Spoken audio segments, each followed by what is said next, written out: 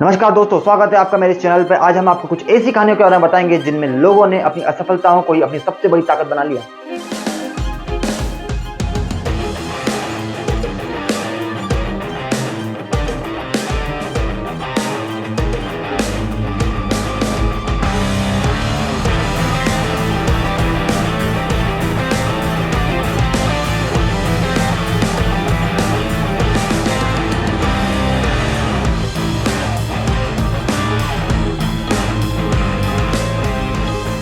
उन्होंने असफलताओं से घबराने के बजाय उन्हें अपनी मंजिल की ओर पहला कदम माना। ये कहानियां न सिर्फ आपको प्रेरित करेगी बल्कि आपको यह भी सिखाएगी कि असफलता कभी भी अंत नहीं होता है, बल्कि यह नई शुरुआत हो सकती है। तो चलिए शुरू करते हैं हमारी आज की कहानी असफलता सफलता तक। थॉमस एडिसन से हमारी पहली कहानी की शुरुआत करते हैं। थॉमस एडिसन को कौन नहीं जानता है। वे इतिहास के सबसे महान आविष्कारों में से एक थे, लेकिन उनकी सफलता की राह आसान नहीं थी। बचपन में उन्हें उनके स्कूल से ही निकाल दिया गया था क्योंकि उनके शिक्षक ने कहा था कि एक पढ़ाई में कमजोर है। उनके माता पिता ने भी उम्मीद खो दी थी, लेकिन एडिसन की मां ने उनका साथ नहीं छोड़ा। उन्होंने एडिसन को घर पर पढ़ाना शुरू किया। एडिसन बचपन में ही बहुत जिज्ञासु थे और चीजों को समझने में गहरी रुचि रखते थे। बड़े होने पर उन्होंने कई आविष्कार किए, लेकिन उनका सबसे बड़ा संघर्ष तब शुरू हुआ जब उन्होंने बल्ब का आविष्कार करने की ठानी। यह एक ऐसा समय था जब लोगों को यह समझाना भी मुश्किल था कि बल्ब क्या है और यह कैसे काम करेगा। एडिसन ने करीब 1000 बार बल्ब बनाने की कोशिश की, लेकिन वे हर बार असफल रहे। लोग उनका मजाक उड़ाते रहे और उन्हें पागल कहते रहे, लेकिन एडिसन का आत्मविश्वास कभी भी डगमगाया नहीं। उन्होंने एक बार कहा था, मैं असफल नहीं हुआ हूँ, मैंने सिर्फ 1000 तरीके ऐसे खोजे हैं जिससे बल्ब बन ही नहीं सकता है। और आखिरकार उनकी मेहनत रंग लाई। उन्होंने बल्ब का आविष्कार किया, इस दुनिया को रोशनी दी। एडिसन की कहानी हमें यह सिखाती है कि अगर आप असफल होते हैं तो इसका मतलब यह नहीं है कि आप गलत हैं। इसका मतलब यह है कि आपने वह तरीका नहीं खोजा है जिससे आप सफल बन सकते हैं। बढ़ते हैं हमारी दूसरी कहानी की ओर, इसका नाम है अमिताभ बच्चन। बॉलीवुड के शहंशाह अमिताभ बच्चन की कहानी भी किसी प्रेरणा से कम नहीं है। अमिताभ बच्चन का भी शुरुआती करियर संघर्ष से भरा हुआ था। उनकी आवाज़ को बहुत भारी और अलग माना जाता था, जिसके कारण उन्हें कई जगहों पर रिजेक्ट किया गया। रेडियो पर भी उन्हें काम नहीं मिला। उनका कद लंबा और आवाज़ भारी थी, इसलिए फिल्मों में उनकी जगह बनाना भी बहुत मुश्किल हो गया था। इसके बावजूद भी उन्होंने संघर्ष नहीं छोड़ा। उन्होंने 1969 में पहली मूवी साथ हिंदुस्तान में अपने करियर की शुरुआत की, लेकिन यह फिल्म ज़्यादा सफल नहीं हुई।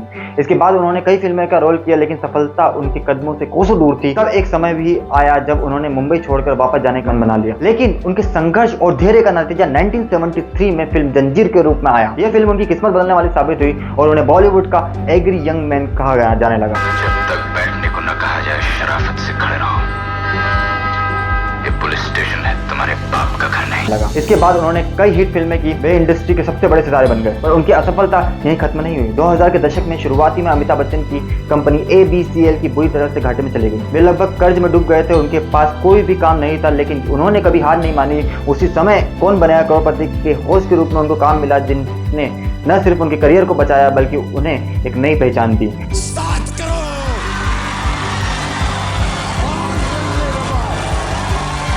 आज अमिताभ बच्चन बॉलीवुड के सबसे प्रतिष्ठित और सम्मानित अभिनेता के रूप में माने जाते हैं। Cinema at that point of time was only Amitabh Bachchan. जब मेरी उम्र बहुत ही कम थी, उस समय एक बार मेरा मुंह टूटा था। उसके जिम्मेदार आप थे, क्योंकि मैं कोशिश करता था कि मैं हर चीज़ अमिताभ बच्चन जैसे करूं। अमिताभ की कहानी हमें यह सिखाती है कि चाहे कितनी भी असफलताएं मिले, अगर आप मेहनत और धैर्य से काम करते हैं तो सफलता जरूर मिलेगी। तीसरी कहानी को आगे बढ़ते हैं, जिसका नाम है जैक मा की कहानी। अब बात करते हैं चीन के अरबपति जैक मा। जैक मा का जीवन असफलताओं से भरा था। उनका जन्म एक गरीब परिवार में हुआ था और बचपन से ही उन्हें रिजेक्शन का सामना करना पड़ा। स्कूल में उनके नंबर बहुत कम आते थे और वे अपनी यूनिवर्सिटी के एग्जाम में भी कई बार फेल हो गए। उन्होंने हार्वर्ड में 10 बार अप्लाई किया, लेकिन हर बार उन्हें रिजेक्ट कर दिया गया। जैक मा ने कई नौकरियों को आवेदन किया, लेकिन हर जगह से उन्हें मना कर दिया गया। जब उन्होंने KFC में अप्लाई किया तो 24 लोगों में से 23 को नौकरी मिल गई, लेकिन जैक मा को नहीं मिली और उनको वहाँ पर भी रिजेक्ट कर दिया गया। इतनी असफलताओं के बाद भी जैक मा ने हार नहीं मानी। उन्होंने इंटरनेट के बारे में पढ़ना शुरू किया। 1999 में अलीबाबा नामक कंपनी की शुरुआत की। शुरू में उन्हें इन्वेस्टर से भी अस्वीकार झेलना पड़ा, लेकिन उन्होंने अपना विश्वास बनाए रखा। उन्होंने धीरे धीरे कंपनी को आगे बढ़ाया और आज अलीबाबा दुनिया की सबसे बड़ी ई-कॉमर्स कंपनियों में से एक है। जैक मा की कहानी हमें यह सिखाती है कि असफलता से घबराने की जरूरत नहीं है। असफलता सिर्फ एक संकेत है कि आपको कुछ अलग और बेहतर करने की जरूरत है। अगर आपके पास धैर्य और मेहनत करने का जुनून है तो सफलता एक दिन आपके कदम में होगी जरूर। चौथी कहानी, अब हम बात करने वाले स्टीव जॉब्स की कहानी। स्टीव जॉब्स एप्पल कंपनी के सह संस्थापक। चौथी कहानी है स्टीव जॉब्स की कहानी। स्टीव जॉब्स एप्पल कंपनी के सह संस्थापक, जिन्हें आज के समय में सबसे इनोवेटिव बिजनेसमैन कहा जाता है। इनकी सफलताओं का सफर भी असफलताओं से भरा था। स्टीव जॉब्स ने अपने दोस्त स्टीव वोजनियाक के साथ मिलकर 1976 में एप्पल कंपनी की शुरुआत की। शुरू में उन्होंने कई चुनौतियों का सामना किया, लेकिन उनकी सोच और मेहनत से एप्पल दुनिया की अग्रणी कंपनियों में से एक बन गई। लेकिन 1985 में एक असामान्य स्थिति पैदा हुई। स्टीव जॉब्स को अपनी ही कंपनी से निकाल दिया गया। यह उनके जीवन का सबसे कठिन समय था।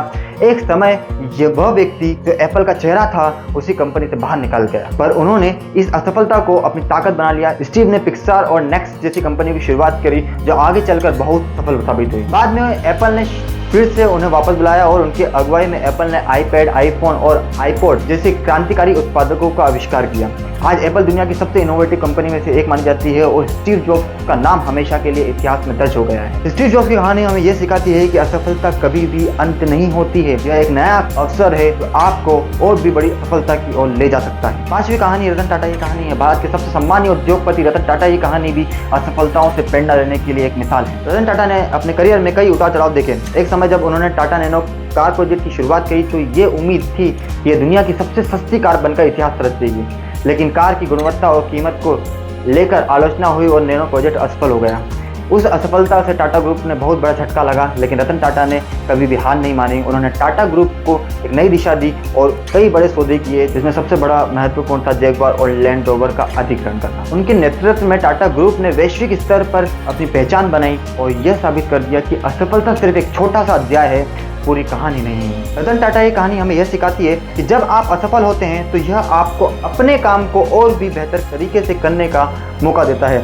उनकी दूरदर्शिता और धैर्य ने उन्हें उनकी कंपनी को सफलता के शिखर तक पहुंचाया है। तो दोस्तों, ये कहानी हमें सिखाती है कि असफलता सिर्फ एक पड़ाव है, कि सफलता की वो पहला कदम है। अगर आपको इस वीडियो पसंद आई है तो उसको लाइक जरूर कीजिएगा और दूसरे लोगों के साथ शेयर कीजिएगा। उन्हें भी ये प्रेरणादायक कहानी बताइएगा कि हम असफलता से सीख कर सफल कैसे हो सकते हैं।